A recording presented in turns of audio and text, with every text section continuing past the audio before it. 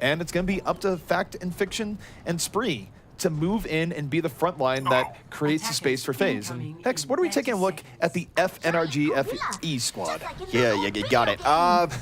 Buds can definitely play the Widow. They've got some players who can play a Widow. Clockwork, I think his best player, or his best hero is Tracer, but he's playing a lot of 76 lately. So it's going to be interesting to me, actually. I want to see what Enigma ends up playing. I think that in this meta right now, you do need a diva in certain moments, especially on this map. But Enigma, people sometimes forget, a top-tier hit scan player too. That FNRGFE can literally run anything with this roster they have right now. Enigma certainly was in the shadows for a long time in terms of how people valued him, and I'm excited to see how he does here again against a team like Faze. So we'll see how it works. And Faze certainly being more aggressive with their defense, not giving up too much as we look at Buds. Buds looking for early pickoffs on the Widowmaker. Just one could change the tide of the game, but has to deal with the Shadowburn pressuring him in the back, and that's going to limit just how much he can put in. But Shadowburn under fire, and Buds can punish him right here. Does not connect, however. Yeah, he was in trouble. That deflect went down way too early, only at half health. They end up Duke getting a kill onto Raucus, though, which is actually going to take a lot of pressure off of Buds, who's going to be able to do damage from a distance. Another headshot from the supports. They've gotten 3 kills, while 2.5 as a mech goes down. And despite all the great DPS players on this FNRG team, the supports just rock some kills. Well, here's the thing, is that Shadowburn, his entire contribution was focused on getting Buds. Even though he got away with his life in the beginning, he wasn't getting anything done. Meanwhile, Enigma's just going in the back and going, oh, I actually have loads of room to work here. Picks up many a kill, has a pulse bomb up for this next fight, and he was looking for something up top. Doesn't quite make the dash over. But FNRGFE in a pretty good spot here, depending on how they want to play this. Yeah, Enigma's looking for those supports, and he knows where those darts are coming from. He was trying to get to that ledge over there, just decided to fall back and think better of it. They do take down Muma, and in this triple DPS kind of thing, when you lose your tank like that, it's very difficult to start engaging, which is why you see FNRGFE back off now. We need to find a better name for them. Someone, please help me. They have the best logo in the tournament right now, but the names... Well, game or not, it's Enigma who's starting to pull us back. He was able to find Louis in the backline, D-Mech Spree, and he's unchained right now. No one is really looking at Enigma as he makes the payload his own domain. The rest of FNRGFE able to start rotating in, and it's looking very good for them to take second. There is a bit of delay coming out here from Fact or Fiction, but this could be a bit of a trap where if Faze comes in and gets wiped, this turns very bad for them on second. They use the sound barrier to engage, but they've yet to convert anything off it. Multiple members low as Enigma still going off the back. Shadowburn, though, could be the equalizer. The Dragon Blade is out and finds Banny towards the back, but that's going to be it. Yeah, gets the blade out, and they have lost a couple here on the offense trying to get in. So it's a nice defense. They had to use all the ultimates, though. The advisor went in the back line, wasn't able to get it down. But even on the cleanup late into this, they will pick up a couple of kills as the defense will stabilize. Interesting to see where Louis wants to go. Soldiers up at glass is kind of the standard, but he was on the low ground there, too. So defense has the ability to set up wherever they want. You'd imagine it'd be as standard as Gibraltar gets. Faze gambled hard on going back into that because it would have been disastrous if they lost, and frankly, FNRGFE had better position to win that. But because Faze won, now they could look at a first point hold here. Only a minute is left, and here comes FNRG. Moving in, Louis goes down immediately to engage from Muma, and now you see FNRGFE going in, and look, they're pushing the payload. No one's on the payload! It doesn't quite get it yet. It's contested at the last moment. That was almost snuck, but while that goes on, Buds dashing back and forth, gets the kills he needs to, and that will be FNRGFE taking the boost point. I don't know what sort of voodoo Mumo was able to pull off there. He dove solo into Louis and was able to get that kill. It was 1v4 up there, and he dove in solo, got the kill, must have landed on him with the Mario boot. And then just the cleanup on the ground, absolutely there. Not enough horses left there to fight. And that's the cleanup there. Now momentum, again, hugely important. They're already fighting towards the back of this point. Buds, Dragon Blade loaded, under pressure from Winston, not quite finding what he needs to here, but look at Spree in the back. He gets D-Mech, the rest of FNRGFE moving in, and they're slowly punishing Faze as Faze dives in rather unsuccessfully. They've lost 4 straight here, and that is going to be the gates opening wide for FNRGFE. And if Faze goes to challenge this here, Hex, again, it's highly dangerous. They're going into a much more highly loaded team, and they could give up tons of ground here if they're not careful. And they've trickled. It's been trickling for the last 5 minutes or so, where they just losing players one by one. They will end up boosting their Winston as Buds gets to the back line. You mentioned to me that Buds has really been working on his projectile, and that Genji comes to bear. There's no doubt about it. I mean, he was playing it with the Fnatic guys up until just a few days ago, so he's worked on it in the hyperbolic time chamber as FNRGFE takes the fight with ease. You saw Buds decimating the backline, and Faze streams into their death. They get a bit of delay, but they also build up the ultimates of FNRGFE in the process. Well, streams suggest some sense of cohesion. They're just trickling into this point and getting nothing done for it. They've been dying at 5-second intervals, every single one of them. This roster does not look like they're working well together. Maybe they need a little bit of time, but the calls don't seem to be there from what we're seeing on the field and the manner in which Faze is dying. Well, Faze right now is getting snowballed on very heavily. Buds going down, though, will give them a bit of space to reset here. They might not be able to get quite the high ground position they want immediately, but they have tools. They have Tac Visor, they have Sound Bearer, and we see Spree. Just lobs the D.Va self-destruct into very little effect, and the counter engage coming in deep. Louis, too far out, ends up paying the price, and Faze forced to drop Sound Bearer just to stay alive in this fight, and that might not work out for them here, Hex. We'll see. They forced the Transcend, and then they decided, well, we have this Transcend, and I think we're going to be able to get some damage. Still really back and forth, though. Shadowburn's Tracer's been surprisingly good. I struggled on that hero a few times, but just apparently put some time in on it. An odd Sound Barrier as the offense looks to re-engage. The offense sensing blood in the water. They blow the barrier, but there's the pulse bomb. Shadowburn bringing it right back, equalizing out the advantage that FNRGFE was looking to obtain. And you just can see Faze as they dominantly push FNRGFE off the payload. Yeah, both support ults now used for that team as well, so the next initiation may be a little bit difficult, but here comes a Sound Barrier. Oh, that's, never mind, that's the replay. Clockwork and Buds both have ults here, so huge impactful DPS ults, but they lost Enigma who was going for a pulse, but Rock is cleaning house. Sometimes Zenyatta's get that bloodlust, and it's difficult to contain. No one has just tempered Zenyatta today. Shadowburn will finally get the kill onto him. Shadowburn, no chill whatsoever. He really wanted Point dead there for what ends up being a pretty good stagger. They're gonna have to wait longer for him to come back, and now you look at the overall time, only a minute 13 left for FNRGFE to push this out. It's time for a Transcendence combo, you'd have to believe, as Bonnie is there with it. Enigma still has that Pulse Bomb as he got domed last time on the entry in, but a Transcendence into a Dragon Blade, maybe, something like that to try to finish out this push? We'll have to see. FNRGFE certainly has many resources to push us in. They've positioned themselves well to make most of this team fight. But again, they need to use their support ults before people get picked off. They almost lose Boink immediately. And here comes Faze. Sound Bearer is out, going to be matched by the Transcendence on FNRGFE. The Blade out from Buds. Gets one early on, the self-destruct making space, and it's one kill advantage from FNRGFE, but is equalized by Shadowburn. So 5 versus 5 as they are almost all in on this final fight.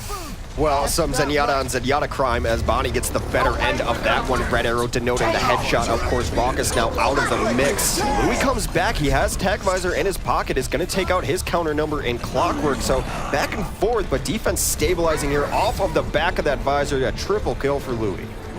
Faze is going to push this right out. FNRGFE, they backed out with the hope of coming back in for a miracle push, but this is going to be difficult. Maybe Clockwork lands the Tac Visor miracle with the Primal Rage distraction, but easier said than done where they have to throw their bodies on the payload now. Pulse Bomb's going to connect. Doesn't quite demech D.Va here just yet. Faze in a great position here at the moment. They have Sound Barrier in reserve, and they immediately drop the beat. Joe Meister wastes no time, but it's Enigma opening things up in the back, demeching, and FNRGFE, despite the rough circumstances, making a go of it. Still, even though it's Factor Fiction, pulls it right back for Faze. It's been such a banner day for Winston's here. Their Transcendence will come on late to try to keep them alive. It's still on the card, but reinforcements and spawns much closer. It was actually really beautiful execution from FNRGFE. They're just unable to pull it out.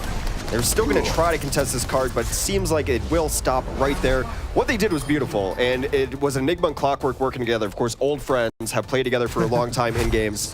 They pulse bombed the D.Va, got her out of the mech. The moment that mech was gone, Visor came down, Clockwork started cleaning up. So really well coordinated and nice set play there from FNRGFE. Should I be worried that we're saying FNRGFE decently well at this point? Yeah, I mean, it's just a bunch of nonsense numbers and letters, I guess. Is this the type of thing we want burned into our brain? I'm not convinced. Here's the thing is, I know that in my next family gathering, when I'm losing at Scrabble, inevitably, I'm going to put that on the board, and I'm going to defend it as though it's a word. Well, if I... And they're going to say, use it in a sentence. If I'm at your family gathering for some reason, Hex, I will try to be Scrabble judge and rig it in your favor and go, no, look at this VOD. It happened. It did happen. So... It has its use, is what I'm saying, is that when I have a garbage Scrabble hand, which, you know, just most of the time, because I'm terrible at that game, and I'll just bust out FNRGFE. Well, taking a look at Gibraltar as we roll into our second round. Of course, sides will be swapping off. It's going to be Faze on the attack this time, and FNRGFE looking to hold Faze back from completing the map, where, of course, FNRGFE almost brought to completion, but not quite. So if Faze is able to punch this one in all the way in, they will take the first map. Well, the offense could be interesting, and, you know, at this point, it would not really surprise me to see this Bastion play, because Raucus is on the Orisa as well. It looks like they're going to change off of it, unfortunately. I do miss me the El Presidente, and yeah, that's my go-to move, man. I think it's a good dance. So it's the twist. In Winston's defense, he is wearing a lot of armor. Maybe it just limits his mobility. Let's not judge too much. It's a good dance. It's my go-to. All right. We have a Widow on the field, and on the offense, just to open things up, that's going to be Louis on that Widow, looking for a little bit here, and making sure that the offense is not playing super aggressive, but considering Rogue is not here, they're not going to be in that first hallway. No, and the defensive FNRGFE is giving this quite a bit of respect. They probably expected the Widow coming in early on, but it is dangerous. You have to change the sight lines, but look at that. Clockwork out of nowhere says, hello, Louis. Goodbye, Louis. Once you're discorded as Widow, you should just leave or go to your team. They know exactly where you are. There's no surprise, and you already have a low health pool, so a very nice cleanup there as Enigma coordinates, or that was Clockwork actually, coordinates with his team and takes them down. Enigma is on the Diva of all things too. We mentioned he's a very good Diva player. Faze right now just trying to ground and pound this out with heavy tank play on the payload, and it's kind of working. They're pushing FNRGFE back, and finally Muma falls to the sustained assault and poke damage, and there's an opportunity here. Faze piling on. They win this early assault, and now they can ride this all the way to the first point just about. Getting the reset, Shadowburn decides he does not want to chase down that kill. Got discorded, that's enough to bully him away, so Boink will remain alive. Boink brought us one of the best team names ever in history. We'll bring that up later. Clockwork has a bomb ready here, so he can stop this push, and they might even nano visor here, but it's going to be hard to get out. There's great positioning in the offense already up top. Faze has all the cards in their favor right now. This would be a disaster if they ended up losing this, and it probably would because of the pulse bomb that happened. That said, the pulse bomb does not get an early kill, but Shadowburn, too aggressive. Killed in the backline by a nano-visored Buds, and that changes the complexion of this entirely.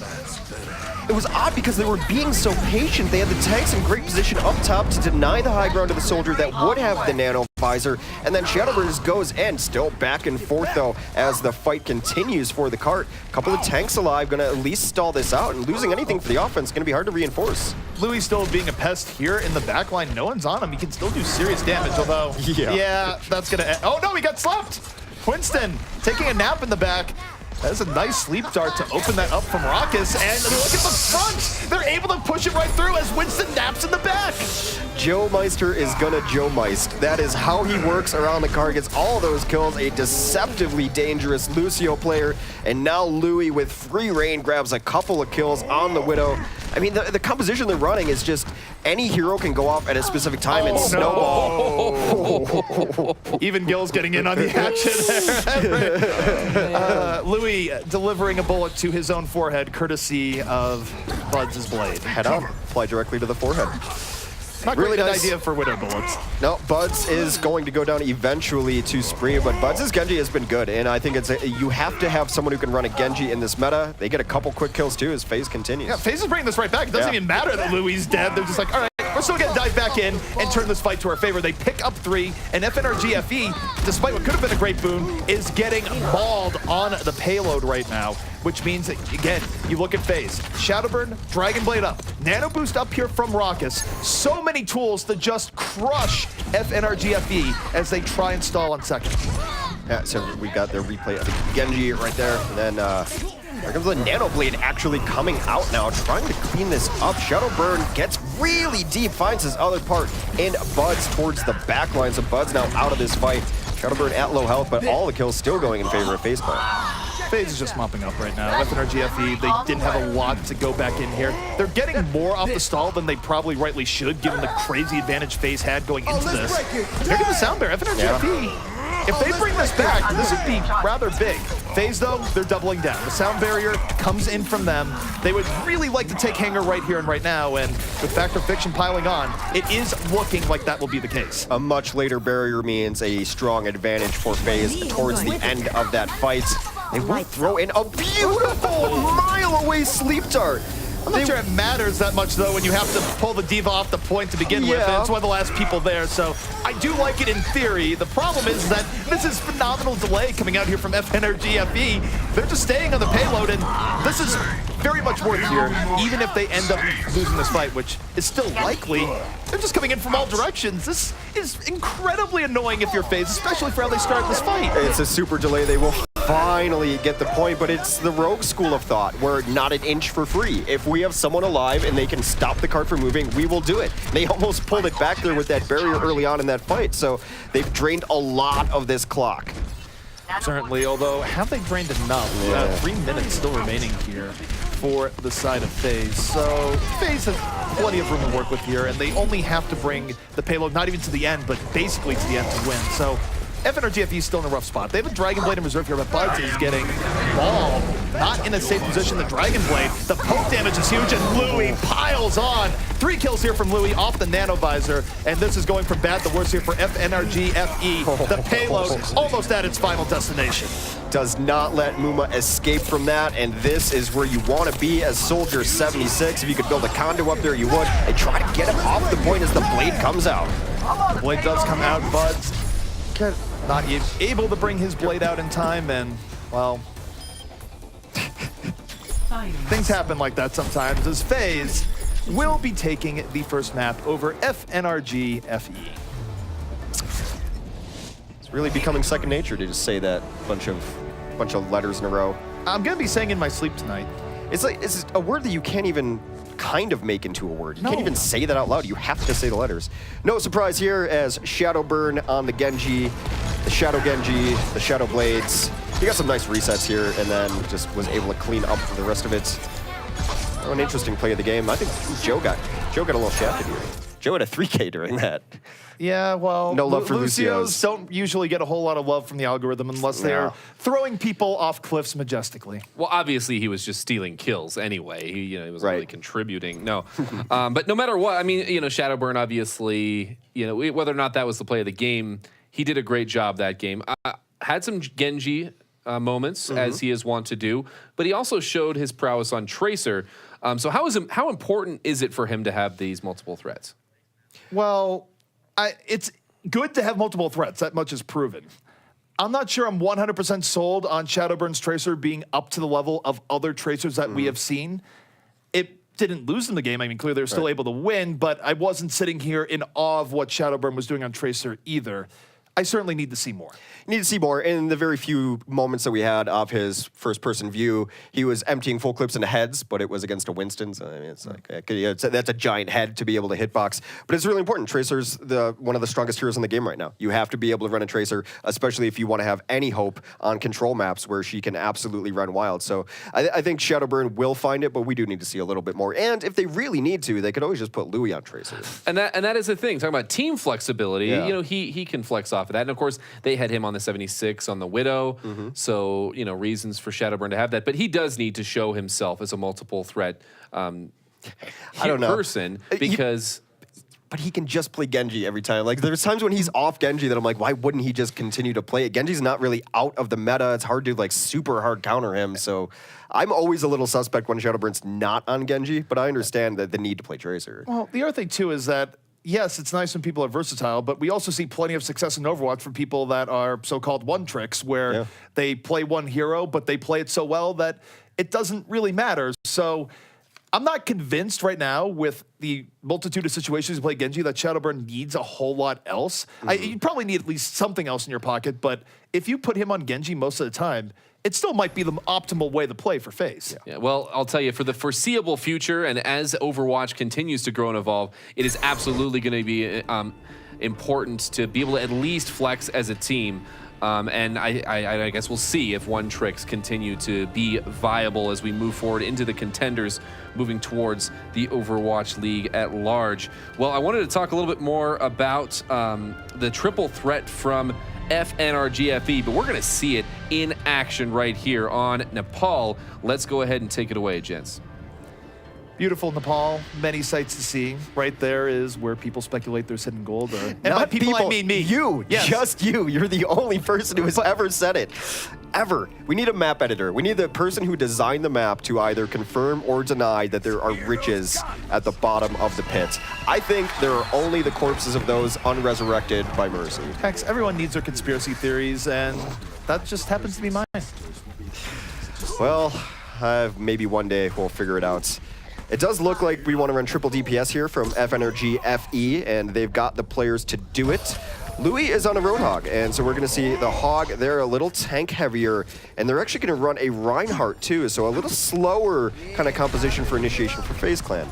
FaZe historically has done really well with Roadhog Genji comps. You think back to the days when Too Easy was on the team, and if you're looking at Shadowburn, you got hooked by Too Easy, and vice versa. If you look at Too Easy, you down Shadowburn.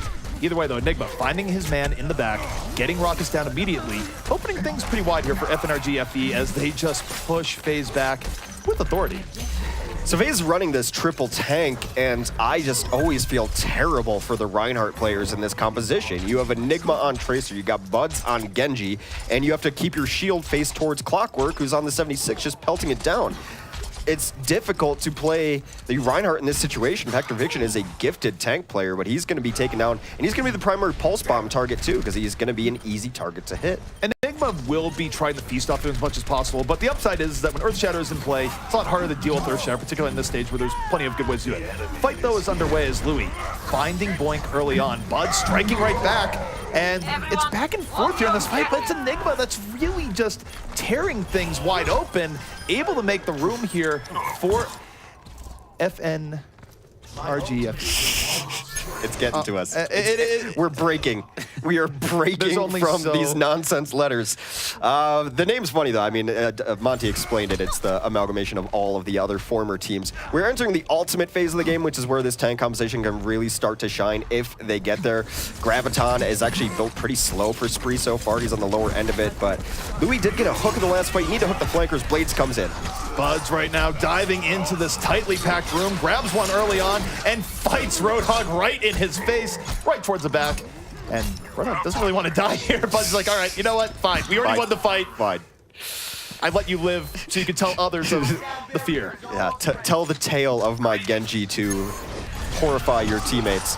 But an absolutely one fight. Buds' Genji was going to be a question mark for me coming into this. He's looked very good, and I want some of whatever's in that. Seems to be a nice healing serum. Spree's still not close to the Graviton, and for someone who's a great Zarya, it's taken him quite a long time. Soundbearer will start off the fight for both teams. Soundbearer's on all ends, but a Nanoblade could be in the future. Here comes Shadowburn. The Blade is out. He's looking for targets right now. Clockwork, meanwhile, just on the flank, casually poking in, and does get Roadhog towards the end, but it's really back and forth between both teams here, taking place on the low and high ground at the same time. The important thing here for FNRGFE is that they still hold control of this point, so it's not going to last for long, but 99% to 0 Hex, a good position to be in where they only need one more to take this round. Yeah, FaZe able to get that going, and now it's a good position. When you have triple tank and you have the meat on the ground, taking the point is not going to be your best bet, but keeping control of the point is very good. They're going to have an Earth Shatter up, and they're going to have Louis' Whole Hog too, great position-changing ultimates.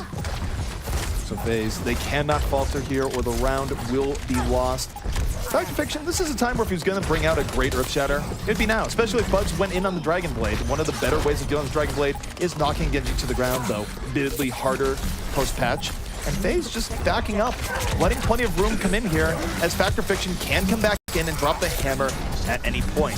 The hammer is dropped, and the follow through is there. Clockwork is down immediately as FaZe now counter-engages right back in. Yeah, Enigma just a little bit too late on the pulse bomb. He was trying to charge it up, and as we mentioned, in fact, was going to be the target for that. He will fall, but the ults have been used correctly for Faze to deny the retake on the next fight. Shadowburn getting close to a Dragon Blade. We might have dueling blades here, as Buds has it too. You'd think Faze should have that advantage, as Raucus should be able to boost him. Although with how slow this grab's been building, you might just give it to Spree and hope you can get another grab out of this. I just want to note that it's always warms my heart when Genji says, I need healing, and we actually hear it. Not that Genji has ever said that before, Hex. Nope, first time I've heard that voice line. Certainly. Faze, though, in a good position here as they look to continue the hold. They are almost at the point where one more fight will win this. Enigma falls immediately off a good hook, and Shadowburn can have the dagger here. His Dragon Blade still in reserve. Buds with his blade in the back, not going to get much. Now we look at Shadowburn, also getting boxed out a bit. The Transcendence not being super kind to him. Both teams dancing around, looking to put this over the top. Faze slightly ahead, but you have the Tech Visor in as Clockwork goes to work. 2 kills for him, but it ends as Shadowburn takes his life. Taking out Spree was really important there. Spree had just gotten up to the Graviton, which effectively could have put an end to this. Shadowburn looking for those dash resets as he gets some damage, and they're able to keep his life as they seem to try to dig him back. Bonnie is on the Sombra of all things. He's the support player, but just needs that extra invisibility speed to get to the point quickly enough. Should help them stall. Still 99 on both sides of things. FaZe Clan cleaning up the point. FaZe Clan certainly working their way back into this game. It'd be a nice comeback to begin with, but Enigma back into town. Pulse Bomb comes in, removes Factor Fiction, and now FaZe stuck trying to reverse course in a very tough situation. They're down to 3 people actively on the point. A lot on Louis' shoulders here, but he's merely being overpowered and out-muscled. Joe Meister's going to fall. People have to sacrifice their bodies to try and get back into this, but that is a grim proposition. And FNRGFE holds on at the last. Just burned a little bit too quick there. And you knew when Enigma was getting Pulse Bomb, you knew who exactly was going to stick on the back of. Like I said, Reinhardt in this matchup is so difficult. He got Pulse Bombed at least 2 times, maybe 3. I need to see a little bit more out of Spree. I'm actually surprised, because Spree, in my mind, is one of the best Zaryas, and it took him forever to get that grab, that first grab. Well, when you see players like Sinatra getting a grab 30 seconds into a fight, and then Spree has that low, that was rough. It's also a different dynamic, though, for Spree compared to how LG Loyal used to play. And frankly, I think that talent-wise, Spree was almost forced to carry more of a load there. And you see the Zaryas where if their team is filling in other areas, you might see Zarya have a disproportionate performance. Yeah, so that's true. It's a different environment for Spree than what he used to have. So there's certainly some adjustment period. Either way, we are here in the village, and not a lot of time wasted as both teams engage over the top, but we have a fair in play as Buds takes to the sky. Yeah, Buds on the fair should be really interesting to watch. Of course, Bonnie has played Mercy before. He's a fine Mercy here. They're going to run Enigma on the D.Va as well to try to keep him covered and nice. And some really early kills come out. Louis is able to take down Muma, and some of this going back and forth. Now Buds is without the support he needs in the sky. Going to have to bail out of there. Uses the conk, not the best conk, but able to get away from the Zenyatta, who's pressuring him on the point. And was able to get the D.Va before the mech call down saves her. From downtown, and that could swap things back in FNRGFE's favor. The respawns are coming back in, and now FaZe kind of in a tough position here. The engage comes in from Winston Tracer, and they get their man in Fact Fiction, but Louis pulling it right back. I'm not sure it's gonna be enough, though. You look at the presence on the point, FNRGFE does get first control, and this will be a reset here for FaZe. Oddly enough, the composition they should be running against this pharmacy combo would be Factor Fiction on the Reinhardt, and you just run a bunch of tanks. You roll onto the point, and then you nullify the fair. There's a roof. You can hide under the roof. Buds is just feathering these rockets in, just nice. Delicate from downtown. It's beauty right now. I am thoroughly enjoying Buds' point of view, and Hex, he could be making it rain. There is a weather report right now, and it's 50% chance of rockets with an extreme case of death. Buds, are you going to make this forecast true? We're keeping an eye on him, then. They might not need it. I think you only use it if you are forced to use Sound Barrier, because that way Buds at least lives. And you don't want to just give up Buds' life for free. Now with all the damage he is doing, Louis has actually been the only one getting a lot of work done. He's able to take down Clockwork. He got a pulse bomb off before that. Nice tempo res will bring him back. The res comes back in, and FNRGFE, they expend their support ultimates for a severe advantage here on this fight. And though Faze is desperately fighting to bring this back, this does not appear to be winning, and I do somewhat question this Transcendence. Maybe it works out, but they're already down people. They're getting outflanked on all sides. Didn't really seem like the best maneuver from Rockets there. It's one of those situations where they did not know the fight was over, and it has been. You find yourself in these situations on control maps a lot of the time thinking if we can just get one more kill or something like that, it's fine. But the fight was effectively over for the last 30 seconds. They just kept just feeding lives into it. Now Louis finds himself in a very odd position between two tanks. Will give his life late for it. Well, the rocket showers didn't quite happen last fight, but it is appearing more likely for this next fight because if Buds is able to land the barrage here, that is going to be very good for FNRGFE, taking this in the end, and now he's coming in over the top. Will the barrage land? Still waiting, measuring. Faze has no choice but to get on the point here as Buds is just stalking them, and there it is. Finally, the barrage comes in, and he uses it to dispatch Joe Meister.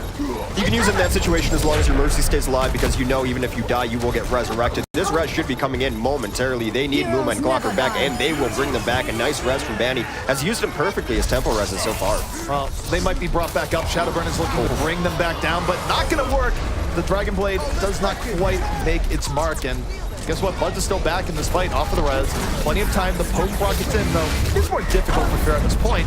It's still being effective as FNRGFE, powered by Clockwork on the ground, pulling this one back in overtime. Although, they do lose control of the point for a split second. They have finally lost control of the point, but Buds will rejoin the fight. And now the tank's being evicted. It looks like the flip will come back. There's desperation time, as you see. The Transcendence comes in. Here comes the Genji as well, trying to get some kills going through here, but FNRGFE has gotten a couple of their own. Again, this is Faze just fishing for a miracle. Louis desperately trying to build up Pulse Bomb. He got the Pulse Bomb up in time. Maybe he blows up 2 or 3 people in the most optimal of circumstances, but it's not easy as Mooma booping and bopping people around with that Primal Rage. The kill feed fills up with blue, and FNRGFE, they dispatch Louis, and this should be them taking this point and 1 round away from evening up the series 1-1. Yep, Barrage at the end there will grab a couple, and Clockwork had some really nice clutch performances. We know how good of a Tracer player he can be. His forte back in his old days in another game was on control kind of maps like this, and he shows exactly why. A mechanically gifted person. Both of these teams with these new rosters just ooze of potential. We know what these players can do if they can just put it together. These tempo reses were great, by the way. Banny used Resurrection perfectly in this game. There were good resurrections where you don't need to go for the huge give me play the game 5 res. Yeah. If you know you've already taken down a few people in the fight and resing 2 of your own will give you the advantage of pull it right over, that's the time to pull the trigger. Yeah. Bring those people back up. In fact, I would say that a 5-man res is usually bad. It means the 5 people have already died, so that this is not a great fight to begin with. But then they're all brought up in rough position. I think that the 2-man tempo res is perfect. Certainly working out for FNRGFE here, 1 round away from evening up this series. And very differing positions here as FNRGFE, they're going for the sneaky flank. They're not going for this high ground fight in the traditional way at all. We'll see if it pans out. They are split, which increases the odds that someone gets focused down early, but Faze has to worry about threats from multiple angles here right now as Faze is just holding together for dear life. A lot of charge on that gun for Spree as well as he looks to go to town. He's just going to 1v3 into the middle of this. At 100% charge, he can probably do it. Does so much damage. The Mooma goes down. This is the Spree that we know and love as he's getting very aggressive onto the point. FaZe Clan with the people there, they need to close out this fight, but some delay coming from FNRGFE, but it should be FaZe's eventually. It's a little bit scary to invest so much on the delay here because if you fail on the delay, you're going to be supercharging Faze for ultimates going forward into this round. Yeah. And let's face it, Sanctum is one of the best places to really maintain your advantage. It's difficult to crack back in. I'm not a huge fan of this delay coming in from FNRGFE because FaZe is feasting off of everything they're throwing in here. And it's not good. At bottom 20%, I mean, they got the early cap. Okay, so, I mean, so they did get the early cap. So if they hadn't capped, I completely agree. But they snuck in an early cap somewhere in there. Yeah, the early cap, because they got that, I stand correct. Yeah, it makes a lot more sense now looking at it in that context. So it actually worked out really well. They delayed for about 20 seconds. Yeah, so this Warzari can be deadly, though. Entering through this door, they're going to have to walk right into a graviton. When the tanks get at their full power mode, they can hold this far forward, which is why this composition has always been somewhat popular on this stage in particular. So So Spree holding on to the Graviton, throws it right in. Gonna pick up one immediately, and Shadowburn there for the cleanup. It's a one-man Graviton, but hey, still gives them the advantage in this fight. Boom and Clockwork, though, equalize immediately as you see FNRGFE coming back in. Clockwork holding the Tech Visor in reserve if it's needed to finish this out, which might not be here. That said, Spree, nano boosted, fully charged up. This is how you build Gravitons in a hurry, and Clockwork says enough of this. Tech Visor is coming out, but Reinhardt's shield not really giving him a whole lot of targets here. The Tech Visor falling on deaf ears.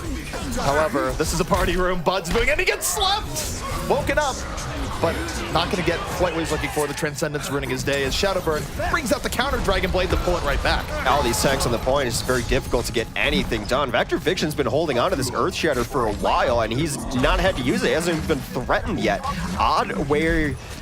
It was an odd way that FNRGFE was throwing some ultimates into that. I did not love the Tech Visor from across the side when the shield was at decent health. You're not going to get much. Vector Fiction been sitting there. It's not like it surprised him. So the tank play really working for FaZe Clan, and Spree's had a much better game. I love giving Zarius the boost, by the way. I think it's such a smart use of the ult. Graviton is the most impactful ultimate in the game. The stats back it up. And FNRGFE. Last attempt here to flip this back at Enigma. It's a beautiful pulse bomb. 2 early kills here from FNRGFE. They cash in the reserve and come up big. They're gonna have to hold for the rest of the map here now, though, so not a lot of room for error. Yeah, a nice ult and good target selection too, because it took Vector Fiction's ability to Earthshatter out of the fight as he was out of the fight. I think Louis must have pressed his ult. I didn't see much really happening from that. FaZe has all the tools in the kit they need to take this back, though. Spree is who you pay attention to here. Spree can land a Graviton, not get deflected. Vector Fiction will be right there, fall through. So this is really dangerous for FNRGFE. I do think they're spreading out in the way that they need to here, as they're going for the room approach here, FaZe. You don't see this approach as often, but it works out. And the Graviton connects. 3 people going to get awfully close with each other, and the follow through is immediately there. 2 kills resulting from that Graviton, and FaZe able to get a decent presence on the point, but they're still getting flanked from all sides. FNRGFE still has to stay on the point, but they're pulling this one back. Do not use the Earthshatter. You do not necessarily need it right now. No, okay, Vector Fiction will die with it. I thought that fight had already been over for them, so that's why I didn't want to see the Earthshatter come out. They still have a couple alive in there, but they need to either die or get off the points, and they're kind of just toying with them. Yep, they're just going to let them stagger on the reset. FaZe still in a decent enough position, though. After the grab is used, Spree's actually just going to come in and switch to a Diva. If you think about vintage Shadowburn, there were times where he had enormous hero moments on Genji. I feel like this is the time to have that moment where you're going up against Genji that also has Dragon Blade. But if Shadowburn can find a way through and take this here, FaZe can stay alive in this map. So I'm really curious to see how Shadowburn ends up doing this. Sound Barrier comes up, but he doesn't get it. The Sound Barrier does not connect on Shadowburn. He's vulnerable. Still, though, finds Buds, takes him down, and gets Bandy for reserve. So he didn't even need to hear those beats to do the damage that was needed to be done. Yeah, he does not even need it. Gets the kills that he needs. Your Shatter will come in very late. I don't think it grabbed a whole lot, but Vector Fiction was tired of seeing that check mark on his screen. Anti-heal comes up on Muma. The reason that earlier grab was also so great is, let's give Raucus a little bit of credit. Nice anti-heal. They're able to clean those up. He's looking for the gold. Tracer is going in after him. They're friends. You don't let your friend go treasure hunting alone. I love the ragdolls in this game. Oh, it's wonderful. It was probably the best part of last time we were in Denver, that video of the ragdolls. So a bit of a pause there. Not quite sure what's going on. But, wow, FNRGFE certainly coming out rather strongly here so far. Yeah, my one big question for them, because they've obviously been doing a really good job here, is just around their ult management. And it could be just a product of the end of the day, because we saw it last match a little bit. It seems to be getting worse. Is this an issue that we're expecting to see throughout the group stage for this team, or is it more of a product of just the long day? I think it's probably a couple things. You know, fatigue, we're all human. It's going to factor into it. But also, these are newish rosters. These teams don't necessarily know. And so sometimes you won't use an ult because you're expecting someone else to use it, and then you feel like you had a good moment to use it. But you're right. I mean, FNRG, especially a couple times where they'd lost 2 or 3 players and then using an ult in an unideal position. But I think as you give these teams time to come together, you'll see that go away a little bit. Well, fatigue aside, I would just point to the more obvious part here where these are rosters that have not really played with each other that long. You need good experience with your team to know when other teammates are going to ult and realize what's going on here. So, I mean, ult management is always going to be tougher on teams that are newer, which realistically both of these teams are in many respects. Absolutely. They've got all the pieces, and that's why they've made it so far into this tournament already, fighting for seeding right now. On to the point, though, already Buds gets a reset, decides that the other team shouldn't have any healers. Both supports down. That is about as fight-winning as it gets. It's incredibly difficult to bring back a fight when a Genji just slides his way into your backline in a way that you absolutely do not want. Out of those DMs, Genji. Gets in there really quickly, and you're right. When you lose 2 healers right away, that fight's over. That damage is permanent, and to get the target selection that he did there was great. I mean, yeah, it's really frustrating playing Genji with the other teams getting healed, so why not just eliminate the source of the problem? Hey, Soldier has a healing station. Doesn't that count? A Soldier has never dropped one to heal someone else other than himself. He's a selfish person, at least in my ladder games. Yeah, that does jive with any person's experience playing Soldier. But in any case, Faze looking for a way back in here once more. Shadowburn no longer on a Genji, on a Tracer for this map. And Pulse Bomb comes out, does not connect, and again, FNRGFE just counter-engaging, getting kills they need here early on, and just really outflanking Faze. Faze came in from an awkward angle on the side, and FNRGFE, they were ready for them. Yeah, this has not even been close, and it's just whichever hero decides to pick it up for that particular fight. They lost the Genji early, so Clockwork said, well, I've got a weapon as well, able to get a couple of kills, and very nice for them. Faze Clan trying to find their way in here. Maybe they could use a sound barrier for the next fight. They gotta find something, but really they just need to not lose 3 people immediately, which is what happened in the last 2 fights.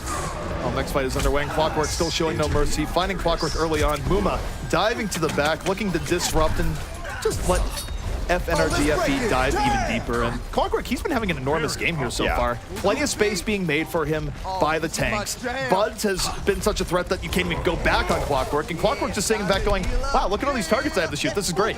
It's a great feeling as a soldier when you're just not even taking damage. The healers can take the day off. You're just doing whatever you want back there. They're going to have to find some way to get to him. I mean, Shadowburn's Tracer's got a kill last time, but he needs to be in the back pressuring them. He needs to pressure them enough so Clockwork has to go defend his supports. Soundbear's coming in from FNRGFE, but not quite enough to defend them early on. Faze diving in heavily off of this engage. They still have the Pulse Bomb in reserve. Shadowburn darting around, looking for the recipient of that special package, but they might not even need it. The attack visor is used, and Faze expending a lot to retake this here, but they had no choice. 99% to 4, and Faze now once more in a situation of no buffer zone. Yeah, use them if you got them. You have to use your ultimates. There's no reason to take them with you towards the end of that fight. So nice for them. They will have at least a stall out too, as Factor Fiction is going to be able to pop Primal Rage, which should buy them at least another 5 to 10 seconds or percentage on the point. Bud's nearing the Dragon Blade, could bring this fight right back. He opened up the fight in a glorious way. I don't think FNRGFE really needs to do much here aside from pull out a few ultimates. Again, Factor Fiction use Primal Rage. That's going to be enough because they themselves don't have a lot of tools here. It'd be tough if they just threw ultimates in without getting an early pick. But they're still poking around. They're looking for an opportunity. They're building their war chest, if nothing else. And Shadowburn diving in and around. This hasn't been the greatest engage from FNRGFE, and of course we're down Muma, so I would expect them to probably get pushed out here. However, look at Faze, they're getting poked down heavily, so they still have to be careful not to give any kills up and open the door for FNRGFE to somehow pull this fight back. They're getting low, but I think this is the correct choice for FNRGFE, is just to pull back, wait. You know that, as you mentioned, they are stocking up their armory here to be able to go in for one more fight at 99%. They got a couple shots at it. So I think the disengage could have been much cleaner. They didn't need to get caught there on the retreat, but they're setting up for one final fight, and nearly everyone on that team is going to have the ultimate ability available to them. They do, but they're also going against double support ultimates in the second year from Faze, so it's not necessarily clean. They lose Buds immediately. Nothing good coming out of his Dragon Blade, and Faze seizing the opportunity to bring this back. 5 versus 5. Both teams still with options here. Both teams draining their ult supply. Boy, very close to getting a sound barrier. If he can get this up right now, he can barrier and turn this fight. The barrier's up, and they are breaking it down. Finally, he hits the ground, but it's over too late to save Enigma. That small delay might be enough. It's still a good position for FNRGFE, though, as They sit on the point, and they look to bring this pack as Clockwork finally breaks through. Yeah, Clockwork able to get a couple of really nice kills there as Shadowburn goes down as the Tracer. Beautiful Helix Rocket. Here comes that delay I was mentioning from Factor Fiction, but maybe a little bit too late. He's going to be focused down as Bonnie back in this fight, very likely going to discord any remaining targets. So hard to try to take this back. Here comes the Transcend as well. Clockwork continues to do work. Clockwork certainly playing this well. They have flipped the point, but they have not won here just yet. Faze with options. Another visor! Another visor! He just had one. Don't tell Clockwork that. He bought the enhanced visor plan. Is that DLC? No. Well, the optics on Clockwork worked out very well there as he started that fight with a visor, worked his way up to another one. Great for him. And I gotta say, Buds have been pretty impressive, you know? Former Reaper main of Reaper fame, but his Genji's been good. His Pharah looked really nice too, putting in a lot of work on these projectile heroes. Buds has had to be adaptive, to say the least. Yeah. And a lot of players that have been around Overwatch for a long time have had to be, because the reality is that even if you are incredibly good at your chosen position, if your team dies, if your team reorganizes and you have to look for a new team, sometimes another team might not be looking for hit scan DPS like Buds used to specialize in at points. They might be looking for projectile, and Buds now has this tool, and projectile DPS is at premium right now. So for Buds, in terms of his evolution as a player, this is a very good step for him. Yeah, well, not to mention the effect that it can have on a shifting meta. Now, you know, right now, as you mentioned, a projectile DPS is definitely benefiting them, and we're seeing their results right now, but it can also help you moving forward as patches come out. I do want to talk a little bit about Pharah, talking about Buds, and he really likes to play it on Village, and we've talked about how it's not necessarily an optimal point for Pharah, as the point is super enclosed, but they seem to use it really to control the rest of the map. But what do you guys think about Pharah for Buds? I thought his Pharah was actually really nice. As you mentioned, just those small windows he was hitting it in were really nice. The precision that he showed with his rockets was great, and the predictive rockets too. It's not the best map for Pharah, but also if the other team's not going to play the tank-heavy style and just go and camp on the point, then fine. They're just out there getting picked off, and once you have control of the point, you get so much free entry damage as they're coming in, damage booster rockets over the top. And I also think it's great because I think that Bonnie is a good Mercy, and it showed there. Well, the other thing about Pharah, too, is that there's still the entire theory with her is that at any point when you play her, it's not bad until the other team proves they can beat her. Yep. Which doesn't always happen. You have plenty of cases where Pharah is less than optimal, but the other team, because they're not expecting the Pharah, perhaps because of that reason, they don't adjust well, and clearly Buds had plenty of uptime there, literally. Yeah. So it worked out.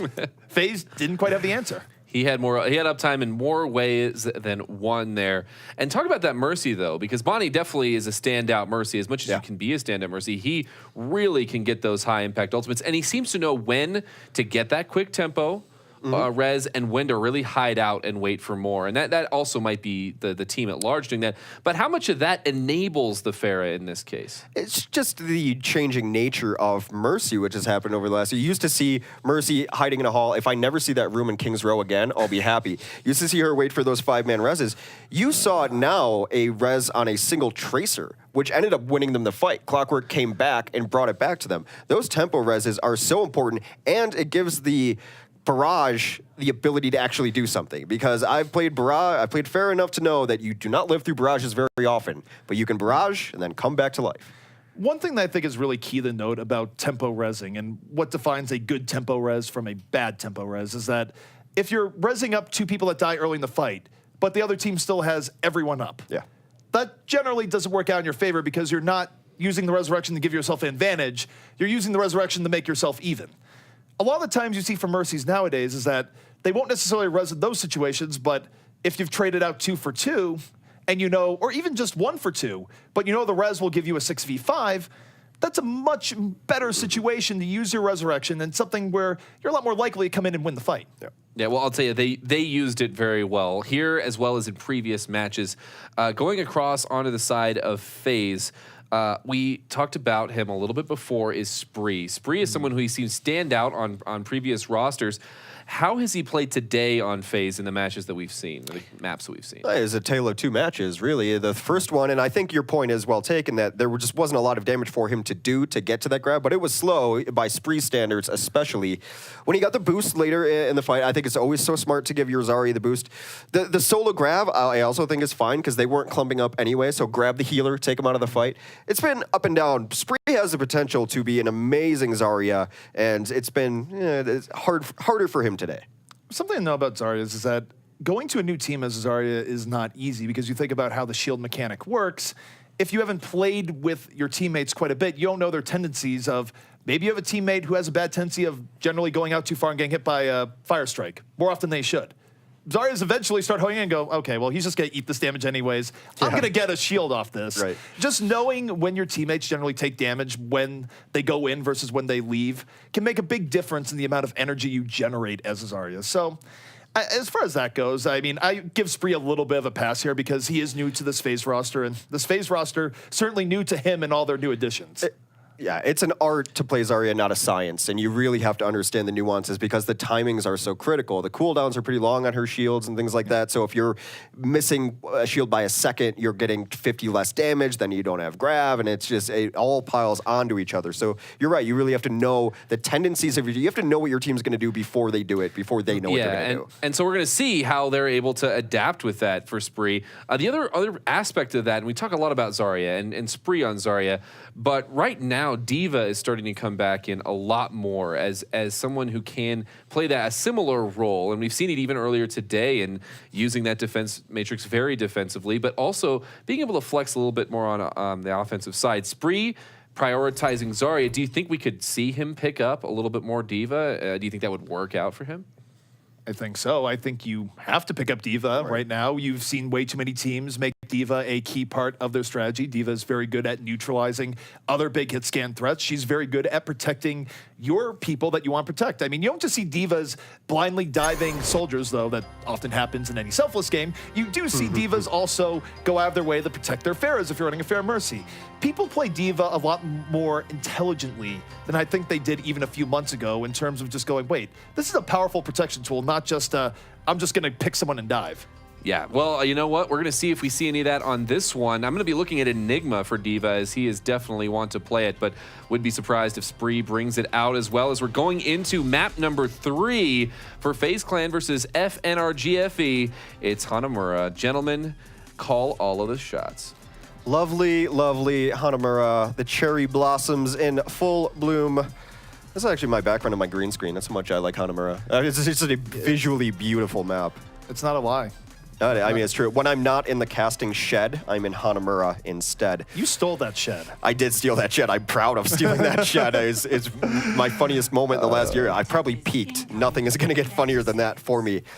I agree with the point with the D.Va because I think so many people overlook her protective ability. And I think of LG Evo when it comes to that, about how good Jake is because he just lives in the matrix. And you can never shoot at him because he's always inside the defense matrix. I think some teams should adopt that, especially when you're running like dive compositions. She's a great addition to dive comp. Well, in general, too, I think it's also teams taking notes from what you see in foreign competitions like Apex, where Koreans definitely run D.Va in a different way than Western players are running her for quite a long time. But eventually, people look at what's going on and they realize, okay, you can actually run this pretty effectively by doing this. And, people learn from each other. We'll see how it goes. A couple of Anas on the field, Rakas on one side. It's going to be interesting to see how Bonnie does on the Ana. Hasn't played much of it yet today, but getting very aggressive, already in on the first point on Hanamura, and they're just pushing the defense back. Defense will come in now on the counter dive, trying to isolate Buds. They do. That's the first kill. And that's tough here for the defense already. They lose Buds early on. It's now 5v5, but again, there's a substantial respawn advantage here for the attackers. So for FaZe, this isn't a bad opening. If Louis can stay alive here, get healed and come back in, then support Shadowburn, which it's looking like he is. Things are getting rough here for FNRGFE. And, it just escalates in a hurry. Have your pulse munitions back, says Shadowburn to Clockwork. Just want to give Rakas so much credit for just waiting that out, keeping Shadowburn alive. Of course, a beautiful deflect, but it is often the unseen hand of healing that wins fights, and Raucus has done a lot of that, as evidenced by his already ready Nano Boost. And they're going to be set up with a really nice window after they take this, because they could get a boosted Blade in, and we know that these kind of maps, assault maps, you need that clean fight, and a boosted Blade can give you that. A terrible tide is coming, and its name is Faze. FNRGFE going to have to buckle down in a hurry here because of what Faze can potentially do here. Now, the upside is that Clockwork can ruin this by getting to that backline, but he's really far back. He's like, really slow. He's really not, he's too slow in this fight. Finally, he's coming back up, has used his dashes. Is the pulse bomb gonna connect? It gets on the Winston, but he leaps away from his team, so he doesn't inadvertently blow them up. So Clockwork at least getting back to fighting time. FNRGFE having more time to build up ultimates here, but they're not out of the fire here yet. A Nano Blade very well could be on the menu here. Shadow Burn, the Blade, unleashed, looking for targets, diving in, and not quite as good as he would like. Meanwhile, Buds connects on his Blade, picks up 2, and this fight is a lot more even than Faze would like, given that you have to almost flawlessly win to take Hanamura in many cases. You have to almost 6-0 for assault points, and especially Hanamura, they're going to respawn rather quickly. Those 2 kills by Buds probably just won them the defense already there. All over with the Cryin, as Spree and Factor Fiction will eventually leave the point, wait, and try to get another reset here. So that was their best window, getting the Blade. I was a little bit surprised that Shadowburn didn't go after the Ana. Maybe he just really fears the Sleep Dart, because he had scouted out where that Ana was. Shadowburn's target selection there just wasn't good. He didn't identify the targets to go on quickly enough, and he pulled out his Blade before thinking. And that's not really a great combination. So Faze now stuck with a much taller mountain to climb as they move in here once more. Hard to get a full team wipe with just one ultimate on deck, as Factor Fiction ends up taking a little bit of a nap in the back. Yeah, sleeping outside of the spawn doors. Louis is able to take down Blink, though, and now they're putting together the kills they need. That is 2 kills right away on this offense. Shadowburn remembering they can get plenty of kills without Dragon Blade. Vintage Shadowburn, in fact, picking up 2. And Faze making something out of nothing here. Spree piling on, and Faze, who needs a lot to take this anyways. The Dragon Blade has been built up in the middle of the fight. Shadowburn looking to finish this off with a bang. Diva obliging. Self-destruct in action. And FNRGFE scrambling over their own butts right now to get back on the point, and it's not going to happen. Unable to do it. I like that composition from this team too, putting Louis on the Tracer there towards the end. They combined for a bunch of kills. Louis is a gifted hit scan player, and Shadowburn redeeming himself and getting the kills that they needed there to take over. I mean, I don't know, even capturing Hanamura last just puts him in a good position.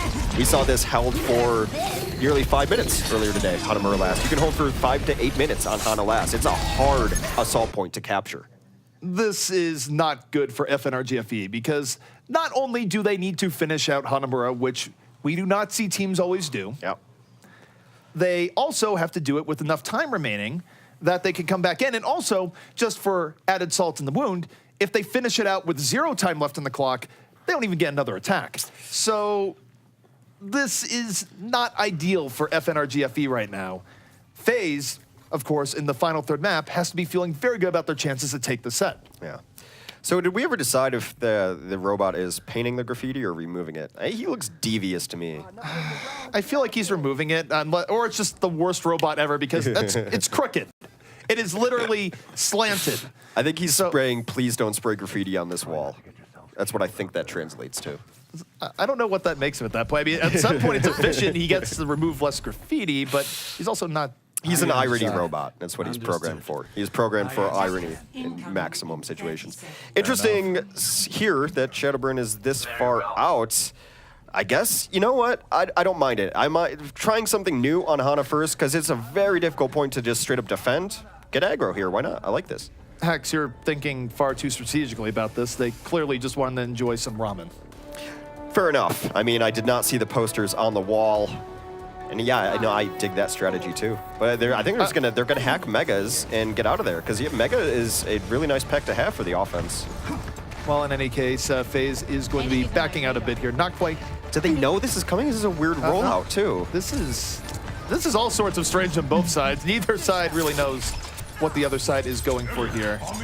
But it is going to result in Faze getting pushed back pretty heavily. This is a little bit rougher. They don't want to lose anyone early on, because the offense is just going to be able to snowball that really quickly. And they're doubling down. They're diving right back into FNRGFE. They lose Raucus in the process. 5 versus 5 and was one of the stranger skirmishes to open up Hanamura that I think I've seen. It was quite odd. Kills are coming in late from Buds. Losing Raucus, they're really hurt because he's at 73%, so they're going to try to delay it a little bit. Losing Louis that far out also hurts. I think it would be best for them to jump off the edge and save any potential EMP for next fight. This one is largely over in my opinion. I don't think throwing an EMP into this would be a good idea. I'd be throwing good money after bad. Yeah. And to Faze's credit, they recognize that. So now we get to the stage where Faze has to hunker down and get ready to defend for quite a long time. 6.5 minutes left as they defend the last part of the Hanamura Shrine. Should be interesting to see if Raucus stays on this. EMP does come out right away. Everyone now very vulnerable. Clockwork is exactly where he wants to be up on that point, but still not getting any onto the point. He will eventually find Raucus. Shadowburn's got the blade out, looking for a little bit, but not clean enough yet. Clockwork setting up camp here in the back. This is a dangerous spot to let Soldier set up as he's uncontested. A lot of damage is coming in from Clockwork here. No one's going in on him. And FNRGFE, could they be striking back? This would be pretty momentous given how this started out. Jeez. The wall is not safe. Nowhere is safe. Clockwork is going wild here. And FNRGFE, could they turn this into a quick strike right back? It could very well be the case. Yeah, Buds has the blade. He's going to get a couple of dashes all the way through. Stall out time is coming. If they can find 1 kill or 2 kills, that'd be great for them. Soundberry will come out for both sides here. You need to start seeing some Faze in the kill feed. There's 1. Well, they take down Buds, but Clockwork is still doing so much. Please, stop this man. He has a rifle. He has a glowing visor. Do something. And even as that's happening, Enigma drops a pulse bomb, D-Max, and kills Lucio. Yeah, they've been focusing Spree because it's the only potential answer to Clockwork. So Spree came out, gets pulse bombed, and immediately deleted. Another visor comes out for Clockwork. That will finally put him to bed for the moment, at least. You see, you think he got hit by a sleep dart, but he was just tired from doing so much work. You can only carry the backpack so far, Hex. In any case, Faze now showing some sense of bringing this back with the smallest of margins. I love this switch by Buds. The Widow is so good here because now you have to break through and get on the Buds. But not enough pressure on the point. I think Faze is going to stabilize here with such a small margin. Very close to completing that. Clockwork put the team on his back. I actually wish he would have just stayed up top here. He put himself in a more vulnerable position down there. He was able to get a lot more damage in down there, though. Shadowburn's gonna have Blade looking to rain on the parade here with 2 quick kills already. Wow. He's swinging that Blade awful hard, powered up by the nano boost. Grabs to immediately, and Faze finally wanting peace and quiet, wanting the unwanted house guests to finally leave, and everyone knows how difficult it can be to get them to leave. They get a moment of reprieve. Yeah, really nice for them to pull it back is how close it was for Faze, and now the calm after the storm has come. Buds is staying on this Widow, which is a little bit interesting. He does have the ultimate available for him, so he's going to be able to see through walls here momentarily, should he so choose, but I like it as a closeout mechanic, but they know the Widow's out here now. I'm not really sold on remaining here. I mean, Widow's always a wild card, right? Yeah. Where you can go in, get some very key pickoffs, and that's that. I think if this doesn't work here, he'll swap off, but you have the recon site. Why not go for it? Test your luck, test your might, see if you get that early pickoff. Hasn't quite happened here just yet. See if he can get something going. Factor Fiction is able to get onto this Widow. A nice leap early on, and Buds is out of it. 2 quick kills for the defense means that this fight is essentially over. Now we just wait to see who cleans up the remaining health points on everyone else. Clockwork gonna hoof it, try to get out of there. They're building to somewhat close, a few ults that they can use in combination. Buds, as predicted, will return to the Cyber Ninja. Genji is really one of the better tools to clear out last point Hanamura. Just his ability to chain kills and get dash resets to move in. It's what you need when the name of the game in Assault is not just winning the fight, but winning it in a decisive manner. So I do like swapping back the Genji here. I do think Clockwork can do some decent work with Attack Visor, but there's a lot of ways Faze can delay this out here, so it's always difficult coming back in. A really nice Helix will set up that kill onto Geomeister, now sensing that they will have the advantage. They bust out their own sound barrier. They will boost Shadowburn's Genji, but he finds nothing as Clockwork continues to carry this team. Clockwork, this has been some of the best gameplay we've seen from him almost ever. Yeah. He gets several vital kills there in the middle of it. The Transcendence is out, and Faze once more back in mortal peril. They really did not expect to have this happen again so quickly. FNRGFE not going down without a fight, not going down easily, but Shadowburn, Dragonblade is out. Can he pull this back as he's done many times before? Nope. No. The answer is no. Gets Tesla tickled down as the kill feed continues to light up with Clockwork's handiwork. He's able to D-max. Spree has done nothing to dissuade Clockwork. He's been the primary target of Clockwork, actually, and they will eventually cap it out on Hanamura. Thanks in large part to, as you mentioned, and I'm in awe right now, it's probably the best we've seen Clockwork play in a while. The legend is true. Yeah. The rumors of his demise were greatly exaggerated. Yeah. Good for Clockwork, man. I mean, a lot of people had a lot of expectations for claiming Overwatch, and I'm not going to proclaim that he's suddenly seized them after one good round, but it's a promising sight. For people who don't know, I think it's indisputable that he's in the conversation for the best Team Fortress 2 player ever. Yes. He's undisputably in the top 5. But you could make an argument that he's the best player who's ever played that game.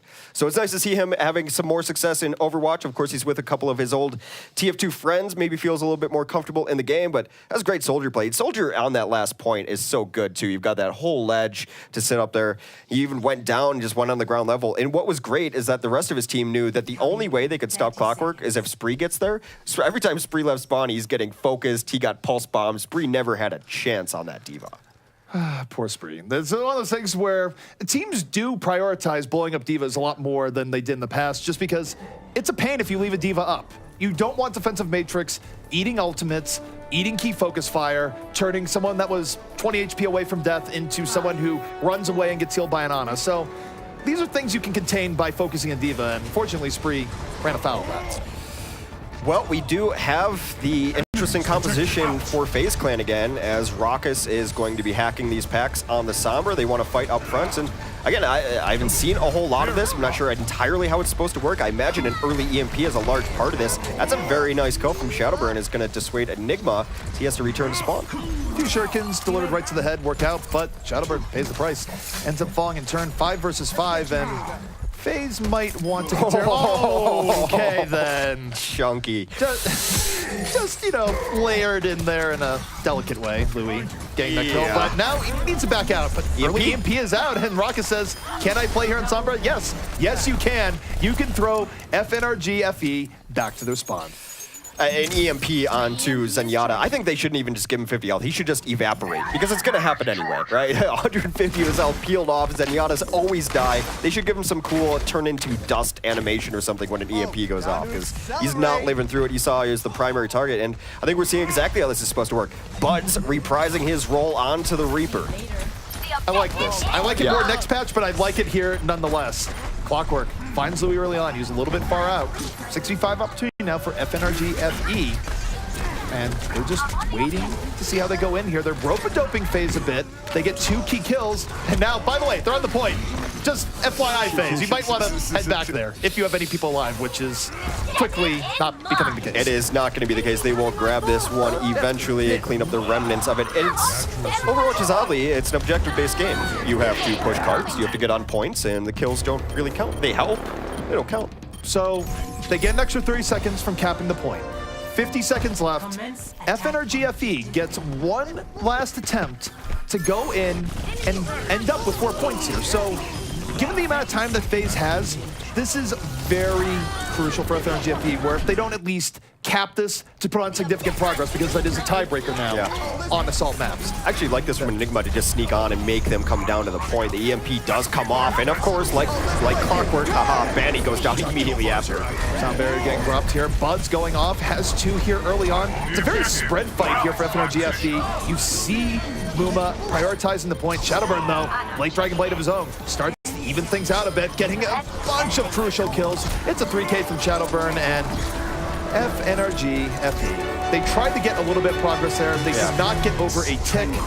And now, unless they have a miracle, they're just going to have to settle with no progress on second.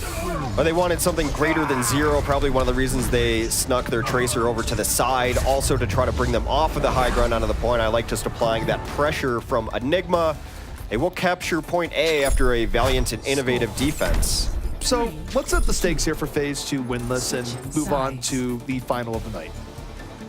They effectively, let's assume that they take point A, which would be weird if they didn't take it in 4.5 minutes. It would require a pretty ridiculous defense from FNRGFE. They effectively have about 5 minutes to go from first to 1 tick on second. Not a full take. Yeah. They only need a full tick. This changes how FNRGFE defends on last, where you can't really abuse being spread out quite as much. You have to dedicate people to the point more actively because you simply can't risk someone getting a tick, which under normal cases wouldn't really be that big of a deal. In this case, it is actually FaZe's win condition. It means you can't really hold the high ground room. You know, that's where everyone always likes to hold, because if you go up there and they start putting pressure on the point, you have to clumsily fall down onto the point. It's not great. You have to hold low ground, and I think conceding the high ground to Clockwork 76 is not going to be ideal. Certainly not. But FNRGFE, this is the road they must walk if they want to obtain the best seeding possible going into the group stages. Well, we'll see what FaZe has for us here. It looks like this is the composition that they ran well last time. Louis, of course, will be on the Tracer. Shadowburn on his Shadowburn. Yeah, I know what I did. He's on Genji, of course. We're thinking about renaming Genji the Shadowburn. He's transcended the hero. He's one of the few people in the game who has done so much work on the hero. They're just going to let them in the front for free. Muma's going to get a lot of cleave early on here. Louis took a lot of damage on the entry. Winston took his entry toll. They did get quite a bit of damage out, which weakened the offense quite a bit. And FNRGFE, they're on the falter. Buds was more than willing to dive into that after that early Winston cleave, and FaZe left running with their tail between their legs. Yeah, they have to get out, so a nice defensive start. Only need to do 4 more of those, and they can outright win the map if they can hold on first. Let's not forget that is still, there's still a very decent win condition for them here. Holding on first is possible. It's not super likely at the time they have, but it would be great to see them pull this off and really surprise FaZe here. FaZe, though, many opportunities to come in here, many times to build up their ults. And though Shadowburn is going to fall here immediately, and it's a good counter engage by FNRGFE, they're playing an endurance game right now. They have to keep this up for many pushes in a row. Enigma's done a great job on this D.Va. He's protecting his team so well. A couple times they're dead to rights. They're really trying to focus down one of the tanks. Louis got in there and just got his clips entirely eaten by the D.Va of Enigma. He's been doing a lot of good work. They're able to get out at full force here, and Primal Rage is going to come out. It's going to knock them out of these Zords. They have to be careful, though. An overextension could cost them a lot here. It certainly could, and we have the self-destruct coming in from FaZe. They swarm in once more, but FNRGFE still in a good position. We'll see how this works out here. Buds holds on to Dragon Blade, but he's going to use it right into the sound barrier. Not optimal as FaZe starting to take their toll and move this in. Clockwork and Bunzo's flanking DPS. Oh no, Buds has to dash back in. Almost sent on a trip. Someone took his pack. It's gone. He needs Mega healing. there. He needs healing. But Muma on the point is actually going to take out a couple of Clockwork, and Buds did combine for the kills that they needed. A full reset. They've held twice here. We're down below 2.5 minutes now. This is impressive from FNRGFE. Now, I see a light at the end of the tunnel, which is FaZe potentially not getting this point and just losing here. This is tense. Shadowburn will have a Nano Blade, and he's usually pretty good about going through on this, but if he gets stopped, if he gets slept by Bonnie, if for whatever reason it doesn't work out, FaZe is in a world of hurt. But here comes Shadowburn. Dragon Blade is prepped. Rockus can set him to go at any moment. And here he goes. Nano Boost is in, grabs 1, gets 2, and it's successful. This is exactly what they needed to come back in. There was no hero play from FNRGFE, and now FaZe will have a little over 2 minutes after they count this to move in on second. It's going to be very difficult. I wonder if we'll see changes on this defense. You think maybe adding another tank into the mix might be good? I don't know exactly what the roster would look like with that. And one of the issues as well is who you're going to switch now as people are nearing their ultimates, but they're going to stay with a very similar composition.